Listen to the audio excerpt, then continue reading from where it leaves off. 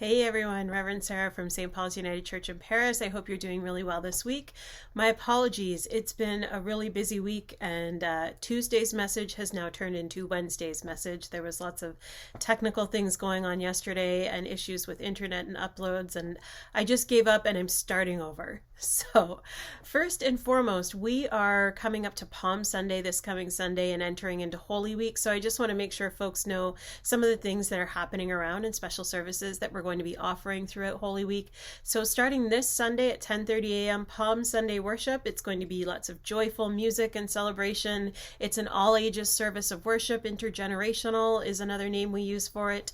There's not going to be a sermon time, so there's going to be some participation from some of the young folks in our church, and we're going to have lots of opportunity to hear the stories of Jesus and the Palm Sunday message, and also to have some quiet reflective time and some time singing together. So come on out for that.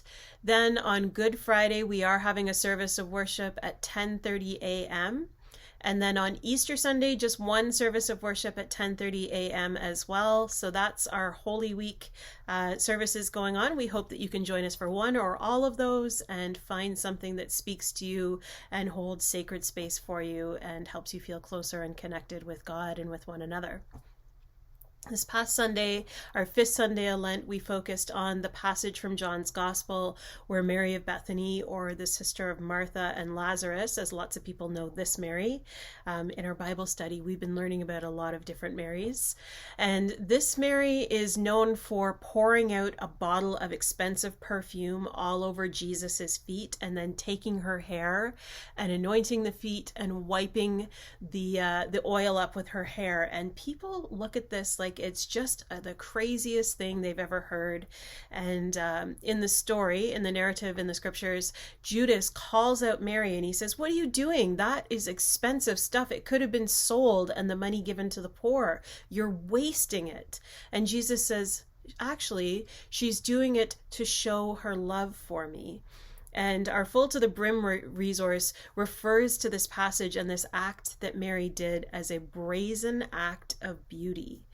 And I love that phrase, a brazen act of beauty. Do we have those in our lives? Are we doing those for other people, showing them how much we care? Are we being extravagantly wasteful with things like our time and our love and our money to show other people that we care and that we want them to do their best? That's kind of the point of church, isn't it? We come to learn about how we can be in better relationship with one another.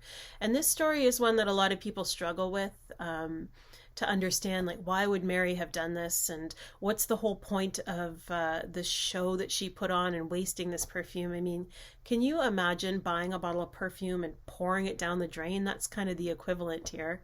But she doesn't exactly pour it down the drain. She doesn't pour it down the drain at all. She does something significant with it. What are the significant things and extravagant things that we are doing in our lives to help show our love and our care and just make sure that people are able to do their best? You know, one thing I've seen around Paris that I would love to point out for those folks who don't know about it is the little free pantry. We have lots of need in our not so little town of Paris anymore, and it is become even more pronounced over the pandemic. People are in need of food, they're in need of resources, they're in need of social services. And we have food banks that are already established, but over the last few years, an organic group came together and saw a need and created this little free pantry that's over at the Salap Center up back in the parking lot there. And it's where people can just go and they put food in, and whoever comes and opens it up and takes what they need.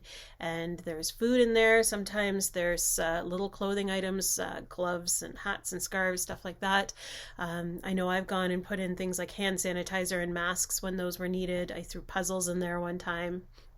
But it's just this way of showing, you know, for those of us who might have extra, how we can share that extra to those who don't have as much. So I wonder, are there ways that you are reaching out and being extravagant with the resources that you have?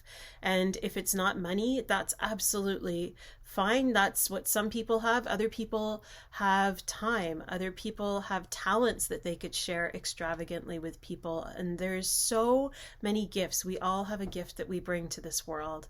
And my hope and my prayer for you as you think about how to extravagantly share those is that it helps to deepen your understanding of God and your relationship with the divine.